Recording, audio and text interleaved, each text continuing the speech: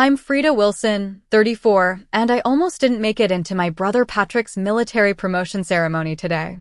The security officer checked his list twice. I don't see your name, ma'am. Before I could explain, Patrick appeared behind him, smirking. She's not even on the list, he laughed to the officer. Just my little sister who pushes papers somewhere. That's when General Maxwell spotted me. Admiral Freda, front row. My family froze. Patrick's hand started to tremble. The truth hit hard. Before I continue the story, where are you watching from today? Drop your location in the comments, hit that like button, and subscribe if you want more stories about family secrets and sweet, sweet karma. Trust me, you'll want to hear how this all unfolded. Growing up in Norfolk, Virginia meant living in the shadow of naval power. Our house in the military housing complex was modest but orderly, just like every aspect of our lives under Colonel Harold Wilson's roof. My father believed in discipline, honor, and following a straight line to success, a line my brother Patrick seemed born to walk. From my earliest memories, Patrick was the golden child. For years my senior. He strutted around in miniature military uniforms that matched our father's, absorbing the admiration that poured from Dad's proud eyes. That boy was born to command, Dad would tell visitors. While Patrick stood at attention, basking in the praise. I was different. While Patrick climbed trees and built forts, I buried myself in books. My fingers were stained with ink, not dirt. My victories came from science fairs, not physical competitions. In our household hierarchy, this placed me firmly below Patrick. Your sister's got her head in the clouds again, Dad would say when I talked about space exploration or quantum physics at dinner. Patrick would snicker while Mom, Diane Wilson, the perfect military wife, would give me a sympathetic smile. Freda's just smart in a different way, she'd counter, but her defense always sounded apologetic, as if my intelligence was a quirk to be tolerated rather than celebrated. The science fair incident in 7th grade perfectly illustrated our family dynamic. I'd spent months developing a project on cryptography, a primitive encryption system that, looking back, foreshadowed my future career. The night before the competition, I found my carefully constructed cipher wheel snapped in half and my presentation board soaked with water from an accidental spill. Patrick stood in the doorway of my bedroom, watching me discover the damage. Oops, he said with mock sympathy. Maybe next year you'll have better luck. I stayed up all night recreating everything from memory. My eyes burned from exhaustion as Mom drove me to school the next morning, Patrick smugly sleeping in since high school started later.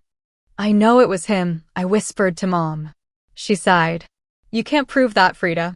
And you know how your father feels about accusations without evidence. The irony was that gathering evidence would become my life's work, but that morning, I just nodded and wiped away angry tears. Against all odds, my hastily reconstructed project won not just the school competition but advanced to nationals. When the local newspaper printed a story about my achievement, Dad framed it, the first acknowledgement that my bookish pursuits might have value. Patrick's behavior worsened after that. If he couldn't prevent my success, he'd diminish it. It's just a science thing, he'd tell Dad's military friends when they congratulated me. Not like she's serving her country or anything important. My interest in naval intelligence began during a high school field trip to the Naval Intelligence Command. While other students were bored by the sanitized tour, I was electrified by the coded communications and analysis work described by our guide, Lieutenant Amanda Harris. She noticed my interest and spent extra time explaining how intelligence analysts piece together puzzles from disparate information. The best battles are the ones we prevent by knowing more than our adversaries, she told me, and something clicked in my brain. Here was a way to use my analytical mind in service, something even Dad might respect. When I shared my new career ambition at dinner that night, Patrick laughed so hard he choked on his mashed potatoes. You? In intelligence. He coughed, still laughing. You'd have to join the military first, Freda. You can't even do 10 push-ups. Dad seemed equally skeptical, but less cruel. Intelligence officers need to be tough, Freda. It's not just about being book smart. And they need to keep secrets, Patrick added with a sneer. You still sleep with a nightlight. I did still use a nightlight then, not because I feared the dark, but because I often read until exhaustion claimed me. But I didn't correct him. Instead, I made a decision that would shape our relationship for the next 15 years. I would prove them wrong, but I wouldn't let them see me doing it. Mom seemed to sense my resolution. Later that night, she came to my room and sat on the edge of my bed. Your great-aunt Meredith was in naval intelligence during World War II, she said quietly. No one in the family talked about it much, because women weren't supposed to do such things back then. But she was brilliant at it. It was the first time I'd heard about Aunt Meredith. The fact that Mom had kept this family history from me until now spoke volumes about the dynamics in our home. Why doesn't Dad ever mention her? I asked. Mom smoothed my bedspread. Some people feel threatened by what they don't understand, Freda. Remember that. Those words would echo through the years ahead as I navigated a path that neither Patrick nor my father could comprehend, partly because I wouldn't let them.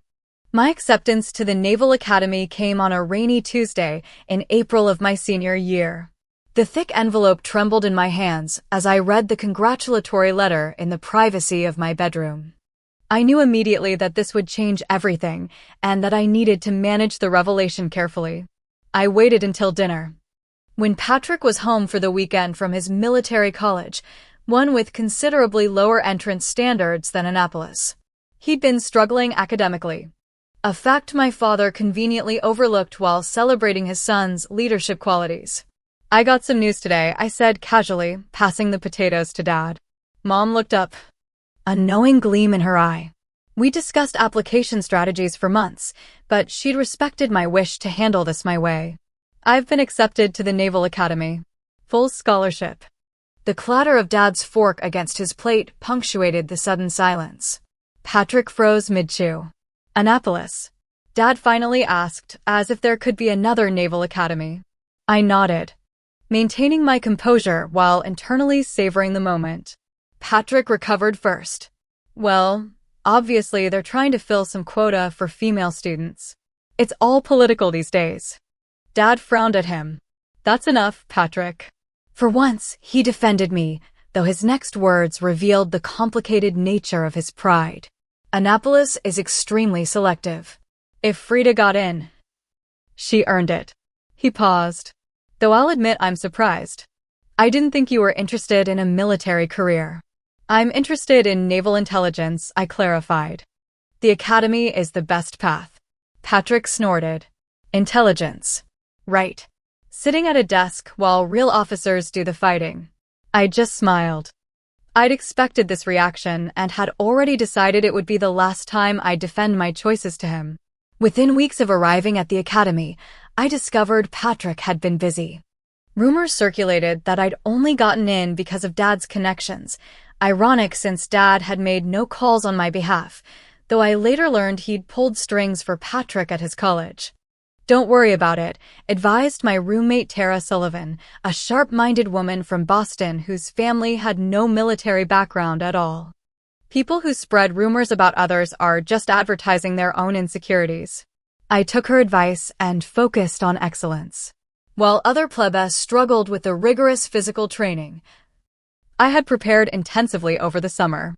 What I lacked in natural athleticism, I made up for with determination and strategy, breaking down each physical challenge into measurable goals, just as I did with academic problems.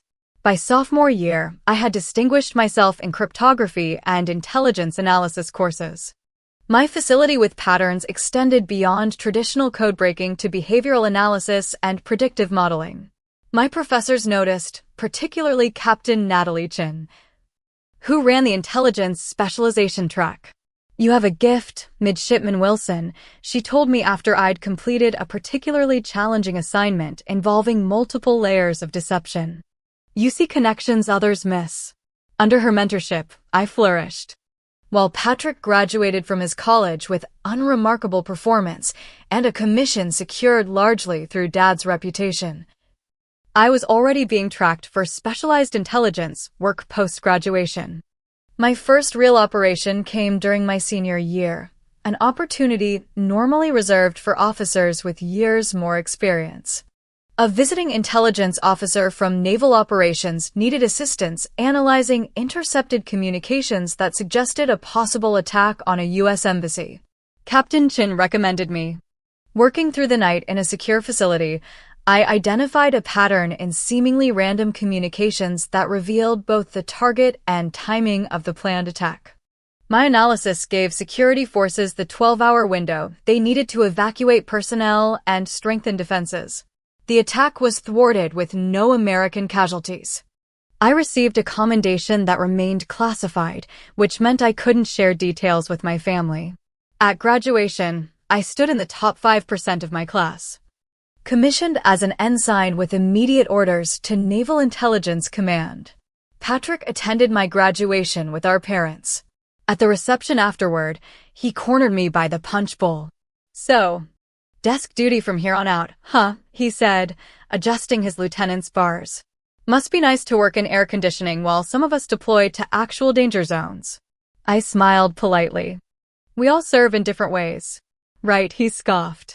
"Shuffling papers is definitely equivalent to combat operations." I could have told him about the embassy operation. I could have mentioned that the intelligence I'd helped analyze had directly protected units like his. Instead, I just sipped my punch and changed the subject. That summer marked the beginning of a pattern.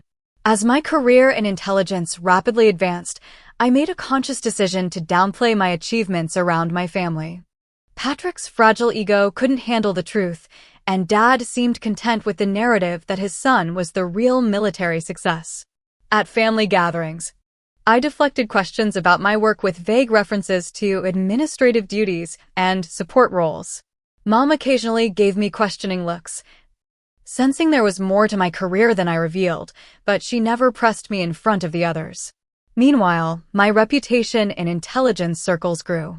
My analytical skills, combined with an intuitive understanding of human behavior, made me exceptionally good at counterintelligence operations. By my 3rd year of service, I had been promoted to lieutenant and given clearance levels that far exceeded my years. What my family didn't know, what Patrick could never have imagined as he condescendingly asked if I was still pushing papers, was that I had already participated in operations that had saved countless lives, including military personnel in his deployment zones. My promotion to commander came after preventing a terrorist attack that would have claimed hundreds of lives. I was just 28, unusually young for the rank, especially for a woman in naval intelligence.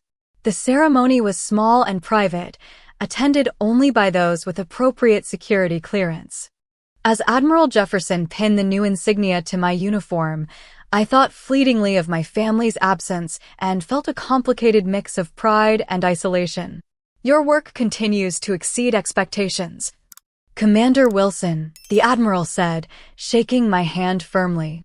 "The intelligence community is fortunate to have you." That evening, my secure phone rang with a call from home. Mom was organizing a family dinner for Patrick's return from his latest deployment. "We'd love to have you there, Freda," she said, her voice warm. "It's been too long since we've all been together." I agreed to attend, though I knew what awaited me. Another evening of Patrick dominating the conversation with carefully sanitized war stories, while everyone assumed my silence meant I had nothing comparable to share. Patrick had married Ashley 2 years earlier, a woman who seemed to have been created in a laboratory to be the perfect military wife. Blonde, poised, and perpetually supportive. She had embraced her role as Patrick's cheerleader with frightening enthusiasm. The dinner unfolded exactly as expected. Patrick, now a major, regaled the table with tales of his leadership during deployment, with Ashley gasping admiringly at appropriate intervals. Dad beamed with pride while Mom ensured everyone's glasses remained full. "So, Freda," Ashley turned to me during a brief pause in Patrick's monologue, "Patrick says you're still doing administrative work? Any excitement in pushing papers these days?" Patrick laughed. "Come on, Ashley. Freda's job is important too." His tone made it clear he believed the opposite. "Someone has to file all our reports, right, sis?" I smiled and took a sip of wine. "It pays the bills."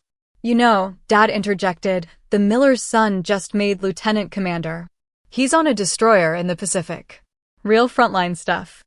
The irony that I'd outranked the miller's son without their knowledge sent a brief surge of petty satisfaction through me. I quickly suppressed it, reminding myself that I'd chosen this path of secrecy. That's great, I replied neutrally. The millers must be proud. Later that night, as I helped Mom with dishes, she studied me with a penetrating gaze. You know, Freda, for someone who just does administrative work, you carry yourself like a commanding officer. I nearly dropped the plate I was drying. What do you mean? I've been a military wife for 35 years, she said quietly. I know how rank changes a person's bearing. Whatever you're really doing. I suspect it's far more significant than you let on. For a moment, I considered telling her everything. The operations, the promotions, the commendations. Instead, I just smiled. I'm doing fine. Mom, that's all that matters. She nodded, accepting my non-answer with the practiced grace of a woman accustomed to military secrecy. Back in Washington, my closest friend and colleague Tara confronted me about my family situation. We were having drinks at a secure location frequented by intelligence personnel, one of the few places we could speak somewhat freely. I still don't understand why you let your brother think you're some kind of glorified secretary, she said, stirring her martini. The man's insufferable ego could use the reality check. I sighed. It's complicated. The family dynamics were set long before I joined the service. Revealing the truth now would just create chaos. Or maybe it would create honesty, Tara countered. You've saved more lives with your intelligence work than he ever will with his tactical operations, many of which succeeded because of intel you provided. She was right, of course. Several of Patrick's heroic missions had been guided by intelligence analyses I'd personally overseen, though he would never know it. Maybe someday, I conceded, knowing even as I said it that someday was a convenient fiction.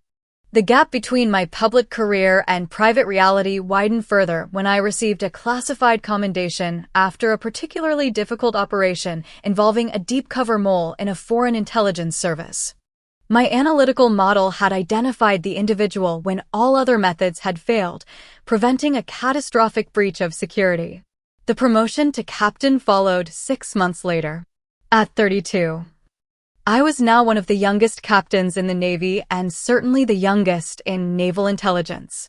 The ceremony was attended by the Secretary of the Navy, a detail I casually omitted during my monthly call with Mom. That same month, I ran into Derek, an ex-boyfriend from the academy who now worked in naval operations. He'd been briefed on one of my recent intelligence packages and recognized my analytical signature. Captain Wilson, he said. Genuine admiration in his voice as we crossed paths at the Pentagon. Your work on this Sanderson operation was brilliant. You've come a long way from Cryptography 101. I thanked him. Then tensed as he asked, your family must be incredibly proud. Youngest female captain in intelligence history. That's quite an achievement. My family thinks I do administrative support. I admitted. It's easier that way. Derek's confusion was evident. But surely they'd want to know? Your brother's in the service too, right? He'd understand the significance. I just shook my head. Some things couldn't be explained without revealing a lifetime of complicated dynamics. As I drove home that evening, I questioned my choices for the first time in years. The deception had begun as self-protection against Patrick's dismissiveness, but it had evolved into something else, a wall between my authentic self and my family that grew taller with each achievement I concealed. The operation that changed everything began with a data anomaly that only I seemed to notice. Scattered intelligence reports from 3 different sources contained a pattern so subtle that standard analysis protocols missed it entirely. I spent 72 sleepless hours developing a new analytical model to prove my theory. A coordinated cyber attack was being prepared against our nuclear defense systems. My superiors were skeptical until I demonstrated how the seemingly unrelated data points connected. Within hours, a task force was assembled with me at the helm.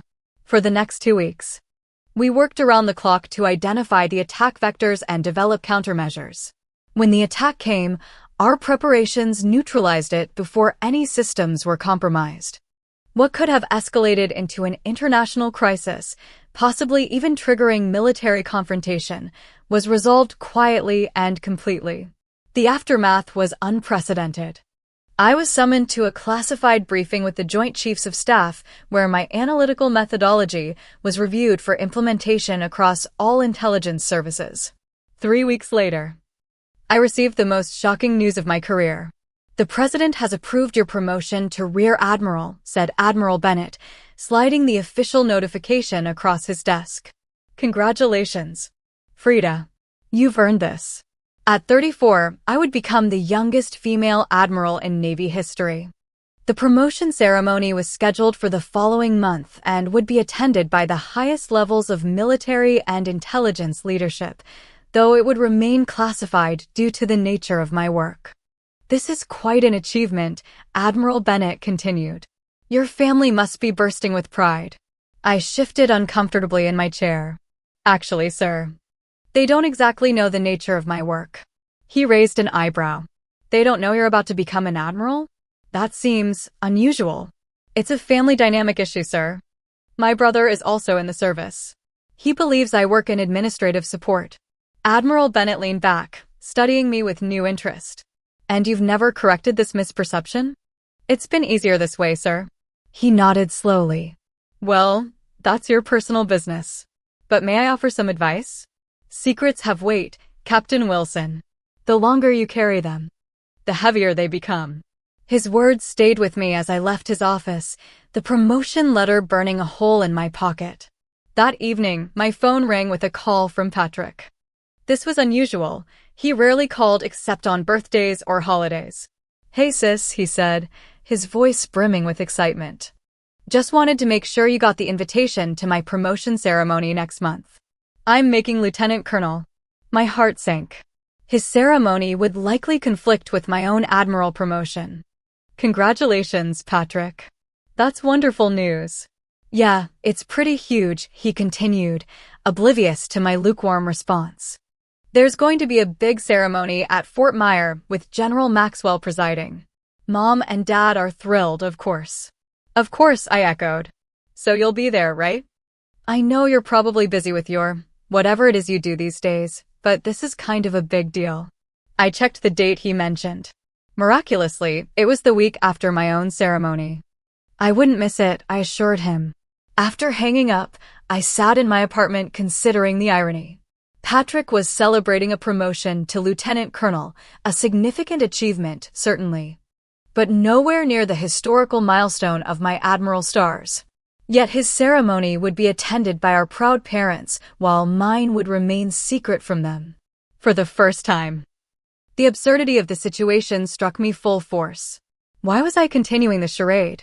Was I protecting Patrick's ego or avoiding confrontation with my father? Or had the secret itself become a habit too ingrained to break? The next day, I sought out Admiral Bennett's advice. "Sir, regarding my family situation, I'm beginning to think it's time for the truth." He gestured for me to sit. "What's changed, Captain?" "My brother's having his promotion ceremony the week after mine. Lieutenant Colonel. The family will be there celebrating, while they have no idea about my advancement." Admiral Bennett removed his glasses, polishing them thoughtfully. "Intelligence officers maintain necessary secrets to protect national security, Captain. But we're not obligated to deny our own achievements when no security concerns exist." He replaced his glasses. "Sometimes the truth is the best intelligence of all." My own admiral ceremony was everything military tradition demanded: solemn, dignified, historic. As the stars were pinned to my shoulders, I felt the weight of responsibility they represented. Afterward, senior officials from agencies I couldn't even name in public congratulated me on my unprecedented achievement. Yet, something felt incomplete. No family members witnessed this milestone. No one who had known me before my career would understand what this moment meant. Admiral Bennett approached me at the reception. "Have you decided what to do about your brother's ceremony?" I nodded. "I'm going as myself, sir. No more pretending." He smiled. "Good. Just remember, the truth often creates a temporary tactical disadvantage before revealing its strategic benefits." The week before Patrick's ceremony, I prepared mentally for what would likely be a seismic shift in family dynamics. I selected my dress uniform with care, ensuring every ribbon and medal was perfectly placed. Years of classified operations meant my chest displayed considerably more commendations than Patrick would expect, if he even recognized what they represented. As I drove to Fort Myer that morning, my stomach knotted with anticipation. I'd spent nearly 15 years allowing my family to believe a fiction about my career. Today, that fiction would shatter. And I had no idea what would emerge from the broken pieces. Fort Myers' main ceremonial hall gleamed under early spring sunshine. Military police checked credentials at every entrance, while family members clutched invitations and programs. I adjusted my uniform one last time before approaching the main entrance. Admiral stars prominent on my shoulders. The security officer, a young Army sergeant, straightened visibly when he saw my rank. "Good morning, Admiral. May I see your invitation, please?" I handed him the embossed card Patrick had sent. He frowned slightly as he checked his list. "I'm sorry, ma'am. I have a Freda Wilson here, but there's no indication of rank." He looked uncomfortable. "And you're not on the VIP list where we'd expect an admiral." "That's fine," I assured him. "I'm here as family. My brother is being promoted today." The sergeant was about to wave me through when a familiar voice called out, "Problem here, Sergeant?" Patrick appeared, resplendent in his dress uniform. His eyes locked on mine, but curiously, he didn't immediately register my rank. He was so accustomed to dismissing me that he didn't even properly look at me. "No problem, sir," the sergeant began.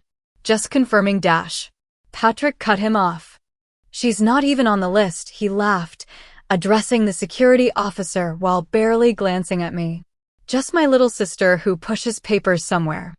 Probably trying to crash the important ceremony." The sergeant looked horrified, his eyes darting between my admiral's stars and Patrick's oblivious expression. "Actually, sir," he began awkwardly, "this is Dash." He never finished his sentence because at that moment, General Maxwell approached from inside. The general, unlike Patrick, immediately recognized my rank and significance. "Admiral Freda, front row," he announced, genuine respect in his voice. "We're honored you could attend, Admiral Wilson. I wasn't aware you and Lieutenant Colonel Wilson were related." The silence that followed was absolute. Patrick finally focused on my uniform, his eyes widening as they registered the stars on my shoulders. His hand, extended toward the general for a greeting, began to visibly tremble. Behind Patrick, I could see my parents. Dad stood frozen, his face a mask of confusion. Mom's expression was more complex, surprise mixed with what looked strangely like vindication. "Thank you, General," I replied calmly. "I wouldn't miss my brother's special day." The security officer, eager to escape the tension, quickly waved us all through. General Maxwell personally escorted me to the front row, past rows of seated guests who murmured as they noticed my rank. Being an admiral at 34 was unusual enough to attract attention even without the family drama unfolding. "Your operational record is exemplary, Admiral," General Maxwell said quietly as we walked. "Your analysis of the Berghoff situation saved a lot of lives, including some of my men." "Thank you, sir." "That's classified information, though," I reminded him gently. He nodded. "Of course. I just wanted you to know that some of us are well aware of your contributions, even if they don't make the papers." As I took my seat in the front row, I could feel my family's eyes burning into my back. Patrick had disappeared to the staging area, but Mom and Dad soon slipped into seats beside me. Dad looked like he'd been struck by lightning. "Admiral," he whispered, staring at my shoulders. "When did this? How did you?" "Later, Dad," I murmured as the ceremony began. Let's focus on Patrick's moment. The irony of using Patrick's own tactic against him, diminishing my achievement to highlight his, wasn't lost on me. But this was indeed his ceremony, and despite our complicated history, I didn't want to completely overshadow his promotion. Throughout the formal proceedings, I could see Patrick struggling to maintain his composure. What should have been his moment of triumph had been disrupted by the revelation that his paper-pushing sister dramatically outranked him. When he delivered his brief acceptance speech, his voice wavered slightly as he thanked his family for their support, his eyes darting to me with a mixture of confusion and resentment. The reception afterward was where the real confrontation would happen. As guests mingled with champagne and canapes, my family formed a tight circle around me in a corner of the hall. "Admiral?" Patrick finally managed, his voice strained. "You're an actual admiral? Since when?" "The ceremony was last week," I replied calmly. "But I've been in naval intelligence my entire career, Patrick." "Not pushing papers. Why didn't you tell us?" Dad demanded, his face flushed. "My daughter, an admiral at, how old are you now?" 34, I supplied. "And I didn't tell you because it seemed easier not to." "Easier?" Patrick repeated incredulously. "How is hiding something like this easier?" Ashley hovered nearby, her perfect military wife composure cracking as she processed that she'd been condescending to a woman who outranked nearly everyone in the room. Perhaps, Mom interjected with unexpected sharpness. It was easier than constantly having her achievements dismissed or minimized. She gave Patrick a pointed look. Or being told she just pushes papers. Patrick had the grace to look momentarily ashamed before rallying. "But 15 years of deception? That's not normal, Freda. What else haven't you told us?" The question hung in the air. How could I possibly summarize 15 years of classified operations, of lives saved and threats neutralized, of promotions and commendations that had never been shared? A great deal. I finally answered, most of which I still can't discuss. Several of Patrick's colleagues approached then, eager to congratulate him, but visibly curious about the female admiral in their midst. The interruption provided a welcome break in our family confrontation, though I knew it was far from over. The reception dragged on for another hour. I maintained my composure through countless introductions as Patrick's commanding officers and colleagues found excuses to meet me. Their poorly disguised curiosity about how a 34-year-old woman had achieved flag rank amused me, though I deflected questions with practiced ease.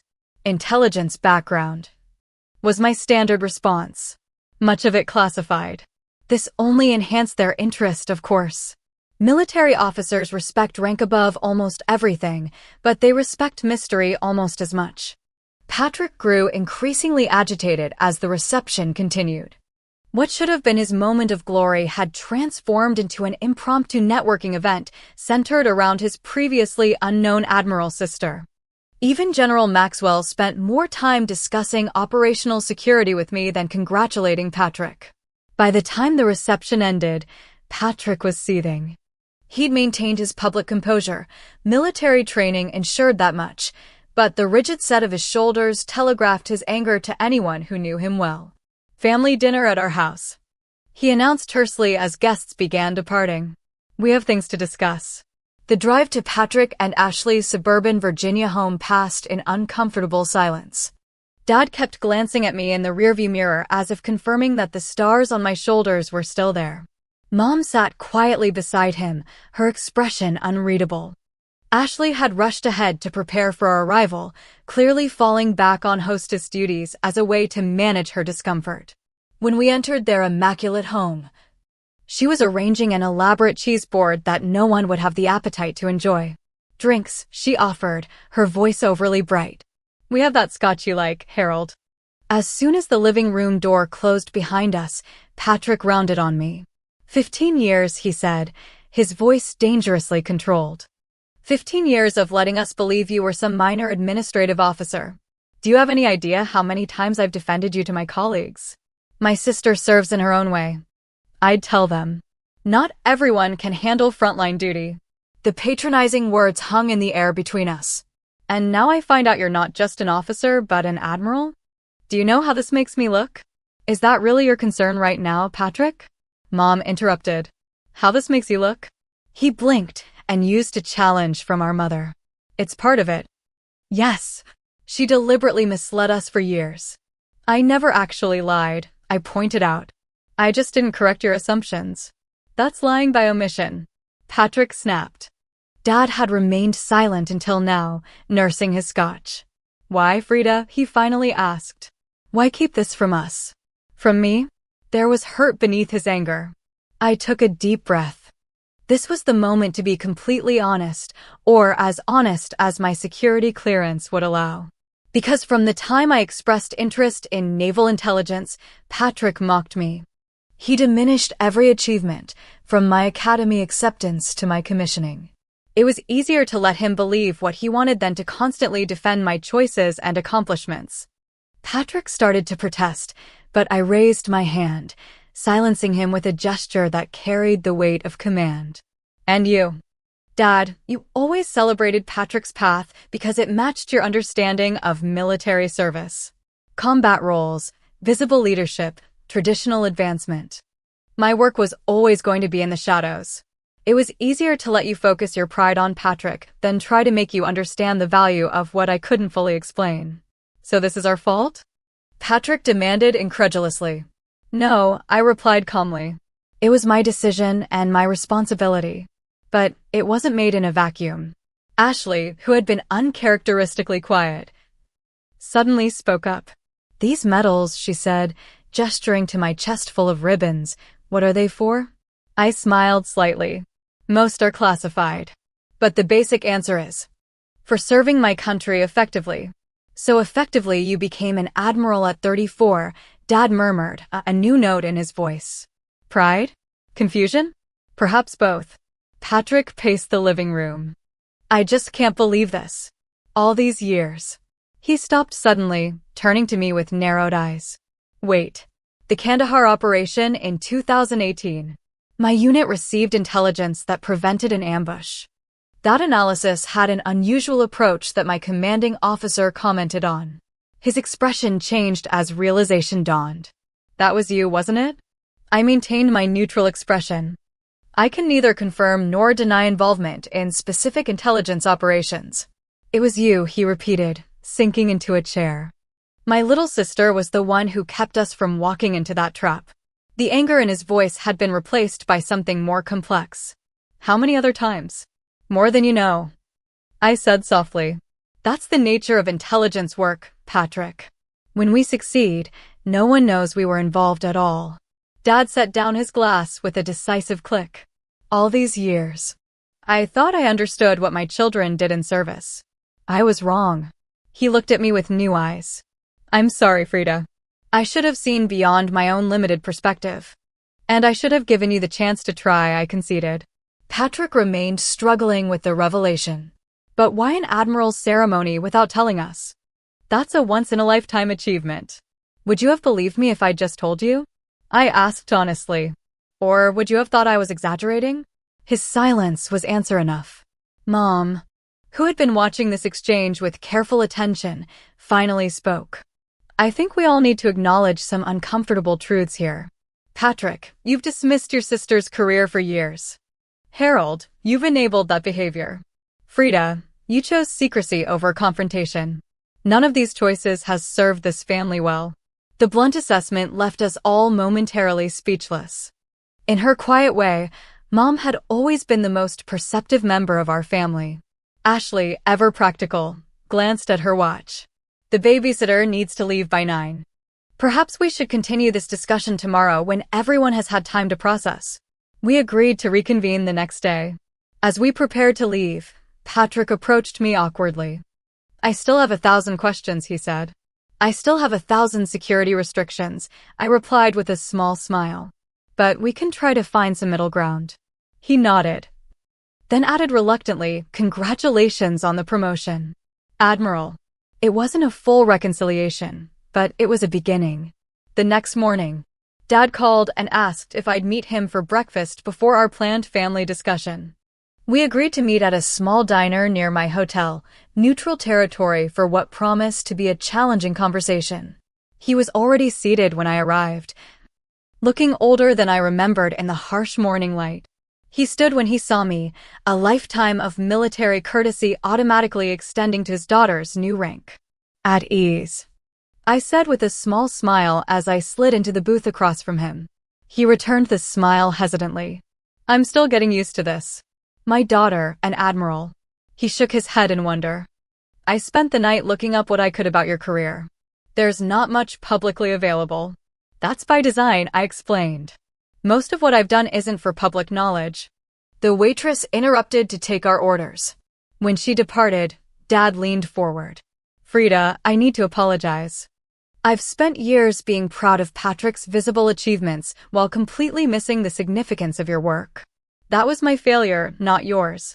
His direct acknowledgement caught me off guard. Colonel Harold Wilson had never been quick to admit mistakes. I appreciated your pride in Patrick, I said carefully. He followed the path you understood. Mine was always going to be different. But that's no excuse for not trying to understand your path, he insisted. Instead, I let myself believe what was comfortable, that you had found a safe administrative role that suited your academic strengths. I stirred my coffee thoughtfully. To be fair, I deliberately encouraged that belief, because we gave you no reason to do otherwise. Dad's voice was heavy with regret. Your mother tried to tell me many times that you were doing important work. I should have listened. Mom knew. This genuinely surprised me. Dad chuckled.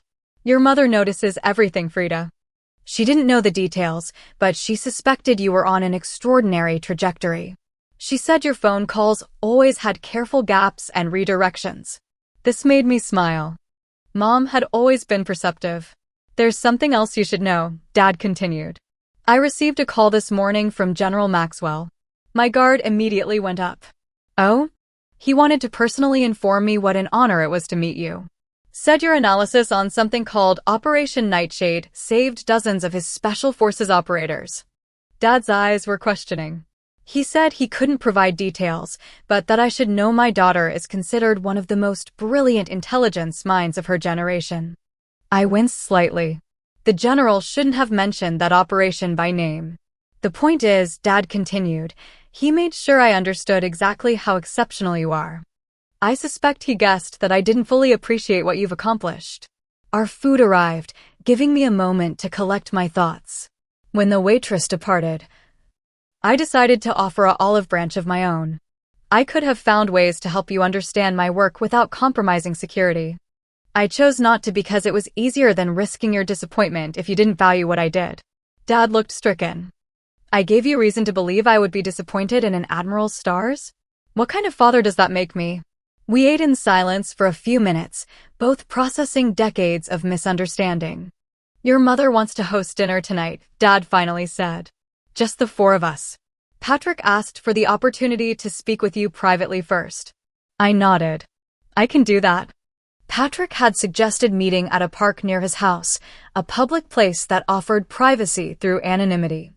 I found him sitting on a bench overlooking a small pond, still in his service uniform. My Admiral stars felt conspicuous as I approached in civilian clothes. He stood when he saw me, military courtesy overriding personal feelings. Freda. Patrick. I sat beside him on the bench. Congratulations again on your promotion. I meant that sincerely yesterday. He nodded stiffly. Thank you.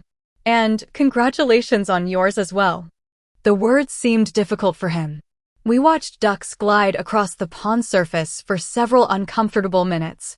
I've been thinking about all the times I dismissed your career, he finally said. All the condescending comments about pushing papers and avoiding real service. He turned to face me directly. I was wrong and I'm sorry. The direct apology surprised me. Patrick had never been quick to admit fault. Why? I asked simply. Why was it so important to believe my service was less valuable than yours? He looked away. Because you were always the smart one, he admitted. The gifted one. The one who could understand things I couldn't begin to grasp. Dad might have favored my military ambitions, but I knew you were exceptional. He sighed heavily. Military service was the one area where I thought I could excel beyond you. Finding out you've surpassed me there too. It's been difficult to process. His honesty deserved honesty in return. I've spent 15 years hiding my achievements because I didn't want to threaten your sense of identity, I told him. That's not healthy for either of us.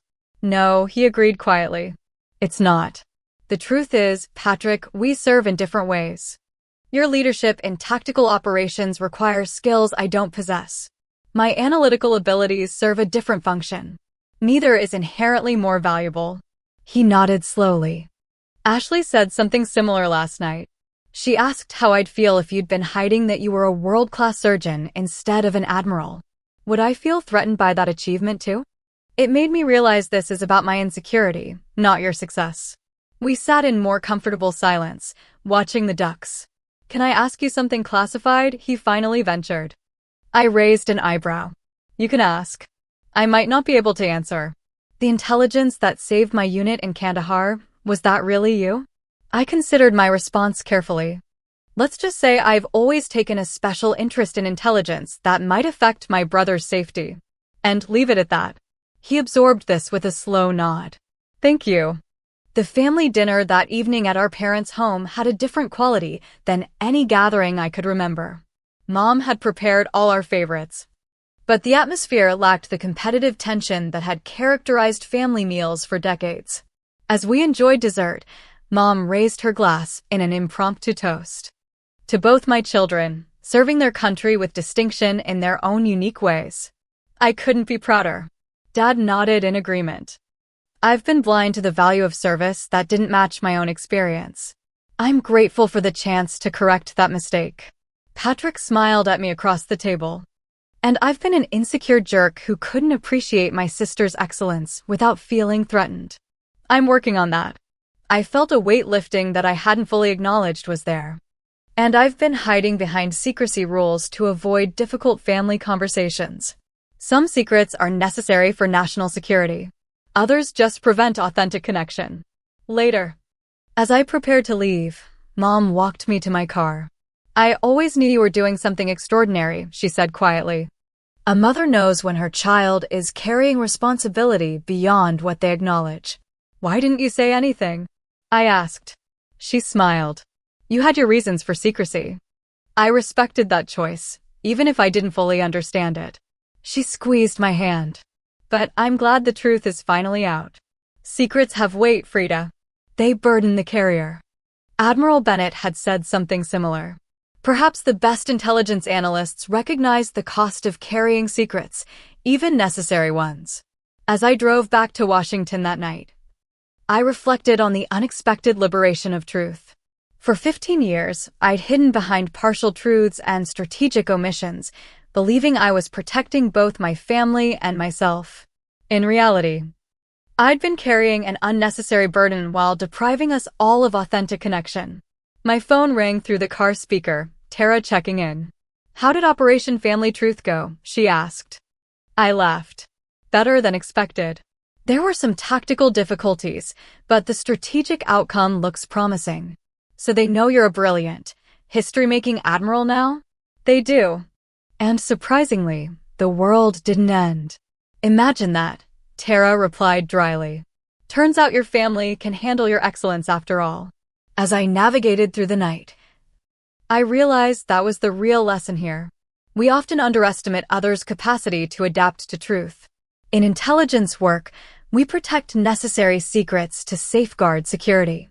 But in personal relationships, secrets rarely protect anything worth saving. My brother's hand had trembled when he discovered my true rank. But rather than shattering our relationship, that moment of truth had created an opportunity for something more authentic to emerge.